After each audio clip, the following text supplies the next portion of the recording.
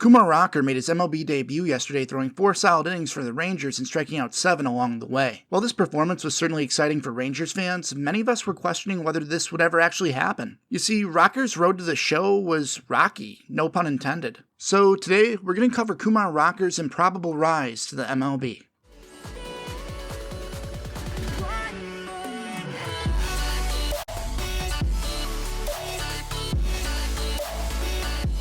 Hey guys, before we start this, I just want to mention that I did make a video on Kumar about 2 years ago. That video will go more in depth into his high school and early college career. This video will serve somewhat as a sequel to that original one. With that said, let's get back to the content. We're going to start with Kumar's junior season at Vanderbilt. Heading into this season, Rocker was viewed as the absolute favorite to get drafted first overall in 2021. While there were some injury concerns like any flamethrowing right-handed draft prospect, they weren't nearly as prevalent due to his workhorse-type build and clean and consistent mechanics. In terms of pure stuff, he graded exceptionally well. His fastball was generally graded as a 60 or 70 depending on the grader. At its best, it was a near unhittable upper 90s fireball with plus run, and at its worst, it was a mid-90s heater with average action and below average command. His slider was often looked at as his best pitch, grading as high as a 70 by most. The gyro-heavy breaker would seemingly fall off the plate in the upper 80s and tunneled perfectly with his fastball. Lastly, his changeup appeared to most as an underutilized potential plus pitch. Kumar clearly struggled to keep the pitch's movement consistent, but when he had it working, it would show off plus action and play very well with his slider, resulting in a 55 grade. All in all, scouts wanted to see Kumar improve his command and increase his changeup usage throughout another dominant season at Vandy. Unfortunately, Rocker would end his junior season and college career with a disastrous performance in the World Series against Mississippi State. In 4 innings of work, he'd struggle to control his stuff and give up 5 runs and 6 hits, ultimately leading to a CWS championship loss.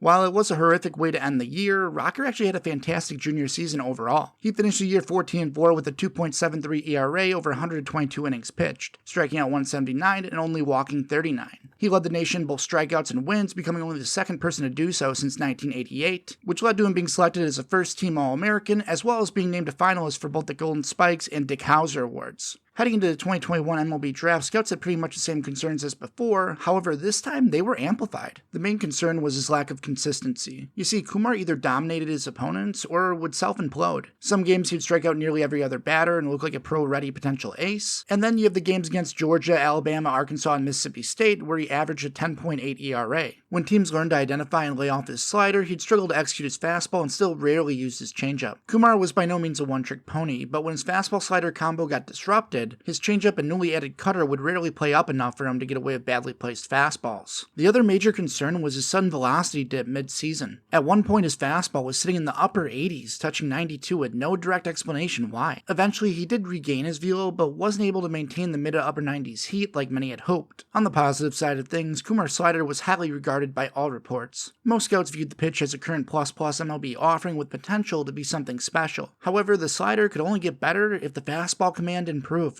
If collegiate opponents were able to differentiate the pitches and sit on the fastball, then you better believe pro guys would be able to follow suit. Despite these concerns, most mock drafts had Rocker being drafted in the top 10, with some believing he could go number 1. The main takeaways being, yes, there are concerns, but the kid wins games and arguably has the highest ceiling in the draft. With the 10th overall pick in the 2021 MLB Draft, the New York Mets selected Kumar Rocker. This was a shock to some as Vandy teammate Jack Leiter was drafted before him at the number 2 spot. Sure, Leiter had a great year, but Kumar had 2 great years, and often graded higher than Leiter. So why did this happen? Well, pedigree certainly came into play. Jack is son of former MLB pitcher Al Leiter, where Kumar's father played football, but there was definitely something more to it than that, considering 3 other right-handed pitchers were drafted before Rocker. And that something was a potential injury. According to John Boy Media, MLB orgs were passing on Rocker due to rumors of a potential elbow injury and bad MRI. Scott Boras, the agent representing Rocker, announced a privately done MRI showed no reasons for concern and a perfectly healthy elbow. However, Kumar declined to do a pre-draft MRI by the MLB and did not throw bullpens in front of MLB scouts. Now, you could make the argument that a pre-draft MRI could only hurt Rocker's stock draft, and Boras was just protecting his client. But when you pair this with the fact that he only participated in strength and conditioning workouts instead of throwing pens, it felt a little fishy and almost seemed like Boras was aware of some issues Kumar had and was trying his best to conceal them. However, you can't really blame Rocker for this, as he was just doing what he was advised to do.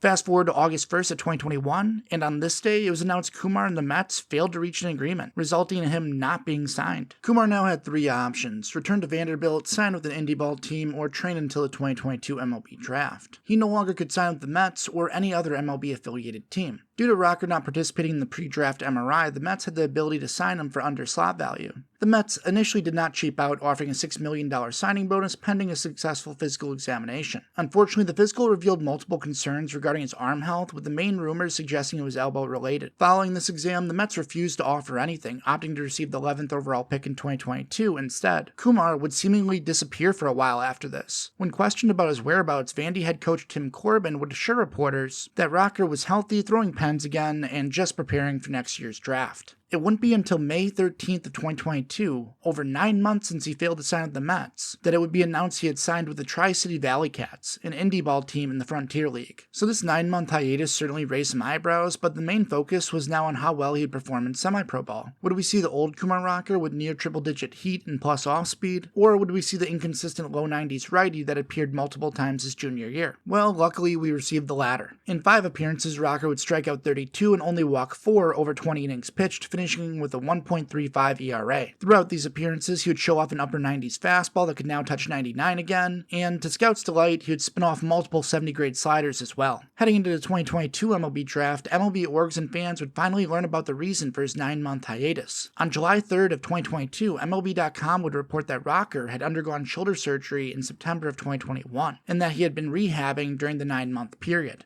Despite the bitter taste this left in many organizations' mouths, they were just happy to finally have a full health report on him. With how bad the arms were looking in the 2022 MLB Draft due to injuries, Rocker immediately shot up draft boards. And to much surprise, he would end up being selected 3rd overall by the Rangers, inking a $5.2 million signing bonus and rejoining former teammate Jack Leiter. The Rangers would send Rocker to Single-A Hickory Crawdads to start the 2023 season, with many of us expecting a call up to Double-A before the season's end. Unfortunately, Kumar would only last 28 innings in Hickory before tearing his UCL on May 16th. This left many Rangers fans disgruntled, as it now appeared their favorite team may have wasted a first-round pick on an injury-prone prospect. Add on to the fact that Rocker wasn't really blowing people away in Single-A prior to his injury. In his 28 innings, he would strike out 42, but he also gave up 12 earned runs, resulting in a 3.86 ERA, which was quite underwhelming given his expectations, and may have hinted that his fastball was very hittable when his slider was off like in college. So at the time, even I understood Rangers fans' frustration, despite being a big Rocker fan myself. But to everyone's delight, something unheard of was about to happen. On July 5th, Rocker would return to baseball on rehab assignment and be placed initially on the ACL rookie Rangers. After 3 subpar appearances, they would call him up to Double-A Frisco on July 26th, and this is when the magic started to happen. In 5 starts, Kumar would strike out 29, giving up only 1 earned run and 9 hits across 19 innings. Impressed by the results, Texas would bump him up to Triple-A only 1 month after his initial Double-A call-up.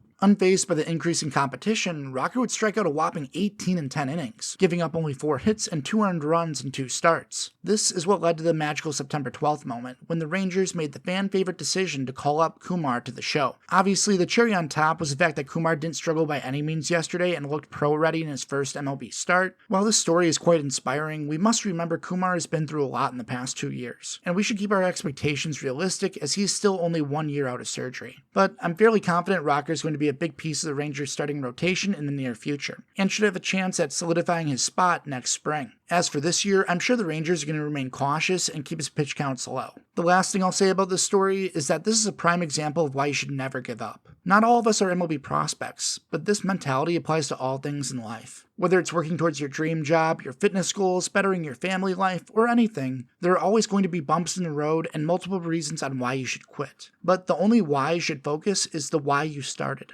Why you wanted to achieve the goal at hand. Keep that in mind and push forward towards success. And that's about it for today, guys. If you enjoyed the video, make sure to leave a like and comment any prospects you'd like me to cover in the future. Of course, don't forget to subscribe for weekly posts on current and former prospects. And as always, I hope you guys have a great rest of your day.